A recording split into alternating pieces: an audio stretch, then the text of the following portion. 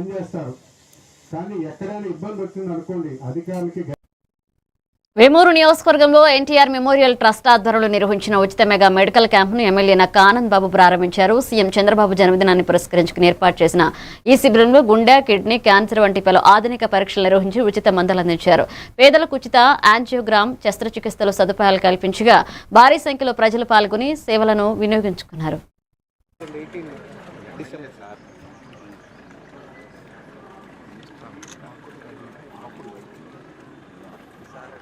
ఇంకా మిత్రులందరూ కూడా అభినందనలు తెలియజేస్తాం.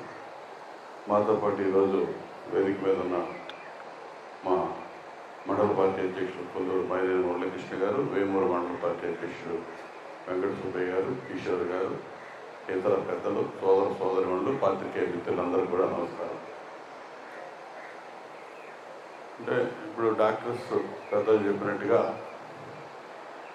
మనకు అనారోగ్యం అనేది వచ్చిన తర్వాత ట్రీట్మెంట్ ఒక రకంగా ఉంటుంది.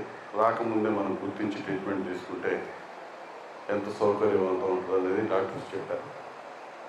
దానికి సంబంధించి ఈరోజు ఇక్కడ ఏర్పాటు చేసినటువంటి వైద్య శిబిరం అనేది చాలా పెద్ద కార్యక్రమం. అంటే ఏదో నేను నార్మల్గా రెగ్యులర్గా జరుగుతూ ఉంటాయి రొటీన్గా ఆ టైప్ అనుకున్నాను. కానీ వీళ్ళు చాలా పెద్ద క్యాంప్ ఏర్పాటు చేశారు.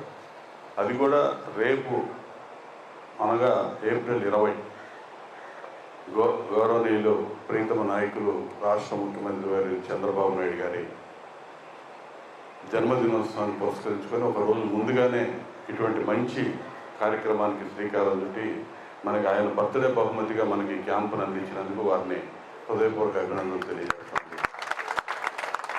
ఎందుకంటే ఈ క్యాన్సర్ హాస్పిటల్ ట్రస్ట్కి నందమూరి బాలకృష్ణ గారు, అదేవిధంగా ఎన్టీఆర్ ట్రస్ట్ నిర్వహణకి నారా భువనేశ్వరి గారు, వీరందరూ